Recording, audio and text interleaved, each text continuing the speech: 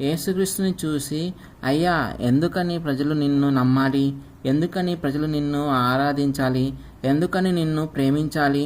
ఎందుకని నీకే అంకితం అవ్వాలి?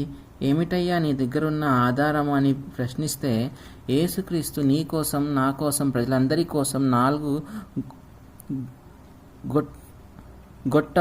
నలగగొట్టబడిన తన శరీరమును,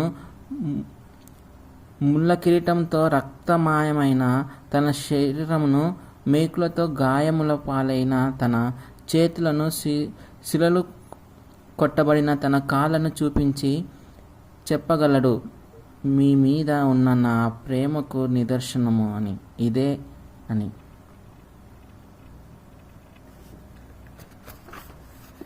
ప్రియా సహోదరి సహోదరుడా, నీ కొరకు, నా కొరకు, మన కొరకు క్రీస్తు శిలువలో కొట్టబడ్డాడు. తన ప్రేమను అంతగా చూపించడానికి తనను తాను శిలువకు అప్పగించుకున్నాడు. మన పాపిష్టి తలంపులను బట్టి ఆయన శిరస్సు మీద ముళ్ళ కిరీటం పెట్టబడింది, రక్తము చిందించబడింది. నీవు నేను చూసిన మోహపు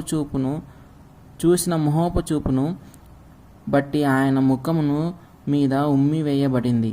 దేహముతో చేసిన నీచమైన కార్యమును బట్టి వాస్తవముగా మన దేహము శిక్షించబడాలి, కానీ తన దేహాన్ని భయంకరమైన శిక్షకు అప్పగించుకున్నాడు.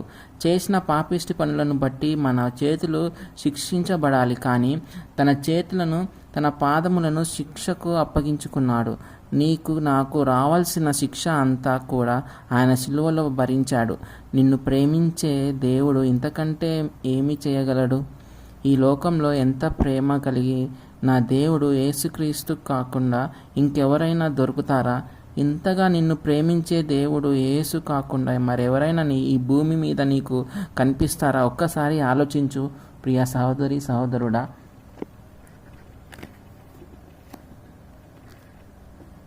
వారు ఆయన సిలువ వేసి ఆయన వస్త్రములో భాగము ఎవనికి రావలెనో చీట్లు వేసి వాటిని పంచుకొనిరి. మార్కు సువార్తలో మనం ఇందాక చూసాం. ఆయనకున్నటువంటి వస్త్రాన్ని తీసివేసి అర్ధనగ్నంగా సిలువ మీద వేలాడదీసి అంతమంది సైనికులలో ఆ వస్త్రము ఎవరికి వస్తుందని అనిపించిన చీట్లు వేశారట. ప్రియ సోదరుడు, వింటున్న సోదరుడా, ఈరోజు యేసుక్రీస్తు వస్త్రహీనుడుగా శిలువ మీద వేలాడిన కారణము పాపంతోనూ అపరాధముతోనూ